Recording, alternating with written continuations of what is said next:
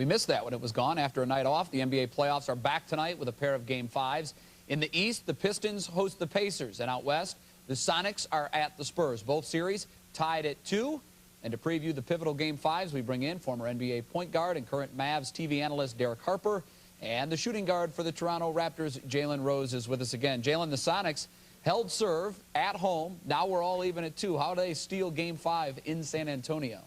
That's going to be a tough task, but obviously got to give the Seattle Sonics a lot of credit for the way they played on their home floor.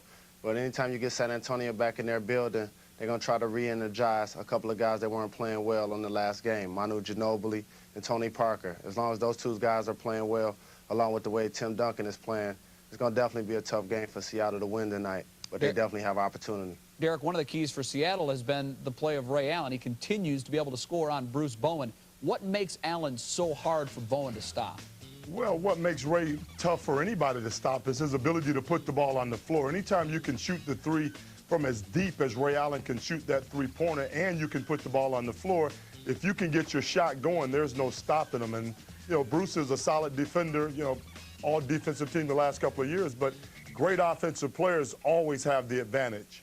Jalen, you mentioned the play of Parker and Ginobili, and so often people look at the Spurs and think that Duncan is where things revolve around, but when Ginobili and Parker don't play well, they have a very difficult time winning. Why are they so important to the Spurs' success? Well, basketball is a team game, and especially when you're talking about their attack, that creates balance. Tony Parker's the point guard. He's the head of the team, pushes the ball, and he makes everybody happy. Manu Ginobili, he's the slasher. Whether he's coming off the bench or whether he's a starter, they need his energy in the game. He's been shooting a high percentage, and he allows other guys to play defense on the Sonics, in particular Ray Allen. Tim Duncan is just the guy that makes them go, and he's their leader.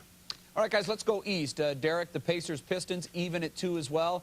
After losing Game 4 at home and everything that this Pacers team has gone through throughout the course of the season and even into the playoffs, do the Pacers have anything left right now?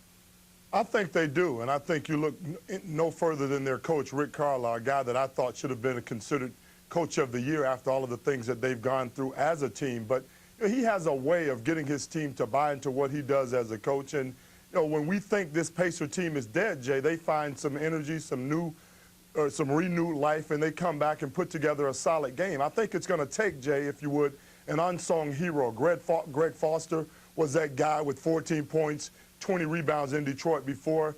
Jamal Tinsley, somebody's going to have to step up unexpectedly for Indiana. Jalen, Jermaine O'Neal continues to struggle for the Pacers. How do they get him going? Well, Jermaine's a talented player. I've definitely played with him when I was in Indiana, and he's one of the best big men in the league. I just think he's not been healthy. I think his shoulder's still bothering him. But he's the kind of player that's ambidextrous around the basket. He can shoot right-hand hooks. He can shoot left-hand hooks. But if the Pacers are going to really make this a series these next few games, they need Jermaine O'Neal to play like the superstar he is, and I think that he will play well. All right, let's bottom line it. Jalen, you first. Who wins the games tonight? Start in the East. If I'm a betting man, I'm betting on the Pistons back on their home floor. I know the arena's going to be crazy. What about out West? I got to go with San Antonio. Everybody picks Detroit and San Antonio. They want to see in the Western Conference if Phoenix and San Antonio can have a series. They want to see if Miami and Detroit. So I'm no different. Derek, what are your picks? I'm not a betting man, Jay, but I'm going to pick the Detroit Pistons simply because I think their defense is going to play well enough to keep Indiana down.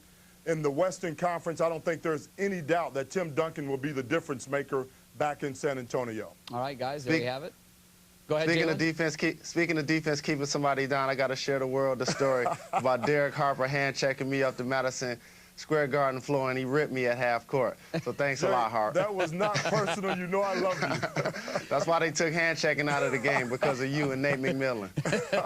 All right, Derek, Jalen, thanks a lot. Enjoy Game 5s tonight, and we'll talk to you, I'm sure, very soon. All right. Thank you. Coming up, what happens when the owner of